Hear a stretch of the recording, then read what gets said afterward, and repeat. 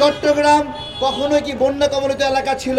এই অঞ্চলকে শেখ হাসিনা ভারতকে দিয়ে দিয়েছে। আমরা আর সময় নেব না, খুব দ্রুত এই এলাকা ফেরত চাই এবং এটা দিয়েই সরকারের রেসিপ্ট টেস্ট হোক। যদি ফেরত নেওয়ার জন্য উদ্যোগ নেয় আমরা সহযোগিতা করব, একসঙ্গে থাকব। যদি কোনো উদ্যোগই না নেয় তাহলে বলবো এই সরকারও ভারতের প্রতি নতজানু আচরণ করছে।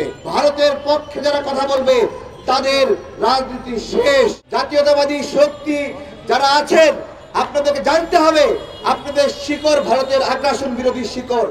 1000 ইন্ডিয়ানকে বাংলাদেশ থেকে গ্রেফতার করার সুযোগ ছিল, কেন গ্রেফতার করেন নাই? কেন গ্রেফতার করেন নাই? এই জিজ্ঞাসাগুলো করছি। আজকে 10 লাখ ইন্ডিয়ানকে আপনি বের করেন।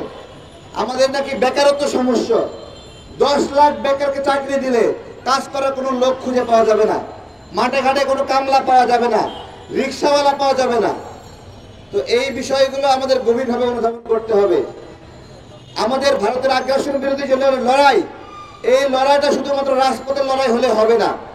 বিভিন্ন দলে দলে ইন্ডিয়ান লেসপেন্সারগুলো রয়েছে, এদেরকেও পদচ্যুতি করে ভারতের আগ্রাসন বিরোধী নেতৃবৃন্দকে ভালো ভালো জায়গায় বসাতে হবে। কাজগুলো বুদ্ধি দিয়ে করতে হবে। এটা যদি আমরা করতে পারি তাহলে ক্ষমতার জন্য ভারতের আর পা ধরতে হবে না। আরে ভাই, এই গণ অভ্যুত্থানের মধ্যে ভারত তাদের লোক পাঠিয়ে ছাত্র জনতার বিরুদ্ধে লড়াই করেছে, গুলি করেছে। সেই ভারত আমাদের তো কোনো সময় বন্ধু ছিল না, বন্ধু হবে না। আমি রিজভী ভাইকে স্যালুট জানাই এবং তার সঙ্গে যে সকল নেতাকর্মী ভারতের আগ্রাসন বিরোধী লড়াইয়ে একতাল হয়েছেন তাদেরকে স্যালুট জানাই।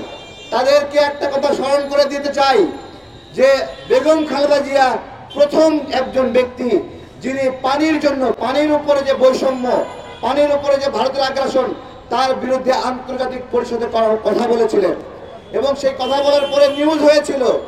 কি নিউজ হয়েছিল? ভারতের পিঠে খালেদার চাবুক।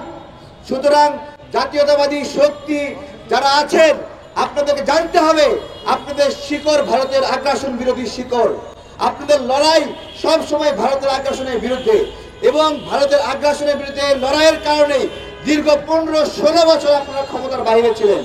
আমরা নিপীড়িত হয়েছি দীর্ঘ 17 বছর, 18 বছর। সুতরাং এই ভারতকে আর বিন্দু পরিমাণ স্পেস দেওয়ার কোনো সুযোগ নাই।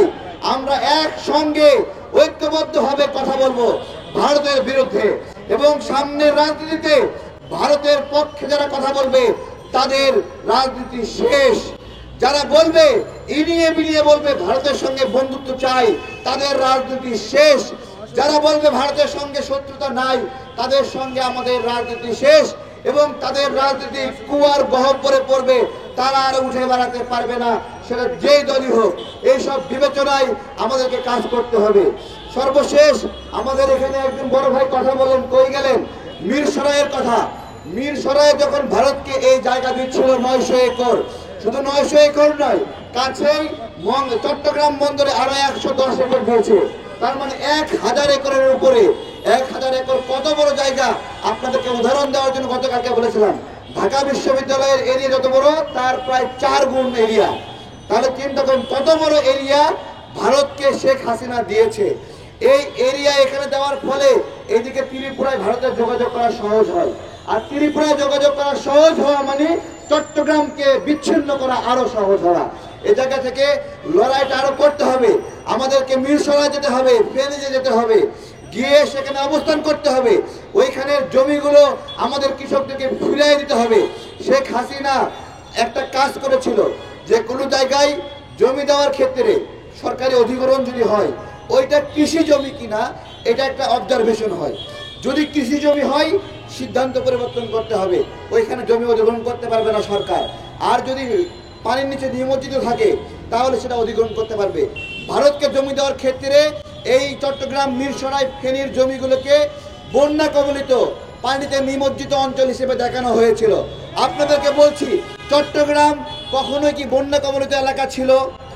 বলেন না। এখানে জলবদ্ধতার শিকার হয় বিভিন্ন সময় অতিবৃষ্টি হলে, যে ড্রেনেজ ব্যবস্থা ভালো নাই, কিন্তু এইটা বন্যা কবলিত এলাকা না। এটা নিমজ্জিত এলাকা না, দীর্ঘদিন নিমজ্জিত থাকে।